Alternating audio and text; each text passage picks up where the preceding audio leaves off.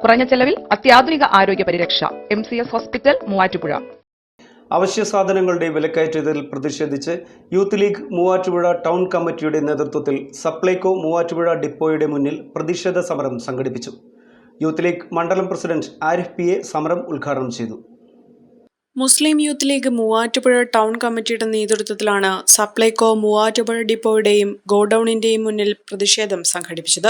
അവശ്യ സാധനങ്ങളുടെ തീവിലയിൽ പ്രതിഷേധിച്ചാണ് യൂത്ത് ലീഗ് സംസ്ഥാന കമ്മിറ്റി സംസ്ഥാന വ്യാപകമായി പഞ്ചായത്ത്, മുനിസിപ്പൽ കേന്ദ്രങ്ങളിൽ സപ്ലൈകോ ഔട്ട്ലെറ്റുകൾക്ക് മുന്നിൽ സമരം ആഹ്വാനം ചെയ്തത്.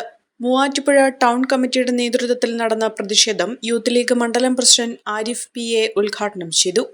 ഈ ജനദ്രോഹ നടപടികൾ സർക്കാരുകൾ അവസാനിപ്പിച്ചില്ലെങ്കിൽ വീണ്ടും സമരവുമായി മുസ്ലിം യൂത്ത് ലീഗിന് കടന്നു വരുമെന്ന് മാത്രം പറഞ്ഞുകൊണ്ട് Muslim Youth League Muvattupuzha municipal committee നടത്തിയ ഈ പ്രതിഷേധ സംഗമം ഉദ്ഘാടനം ചെയ്തതായി അറിയിച്ചുകൊണ്ട് ഞാൻ നിർത്തുന്നു. ജയ് യൂത്ത് ലീഗ്.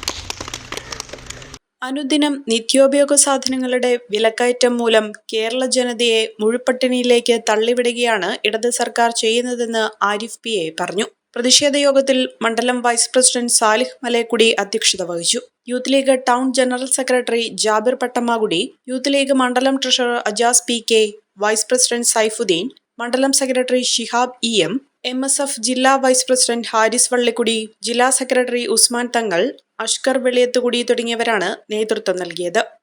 കാഴ്ചയുടെ മഹാത്ഭുതമൊരുക്കി പെരുമ്പാവൂരിനെ ആഘോഷസാന്ദ്രമാക്കുന്നു marine expo tunnel aquarium exhibition. ഫെബ്രുവരി 9 മുതൽ പെരുമ്പാവൂർ പാലക്കാട്ടുതാഴം മൈതാനിയിൽ.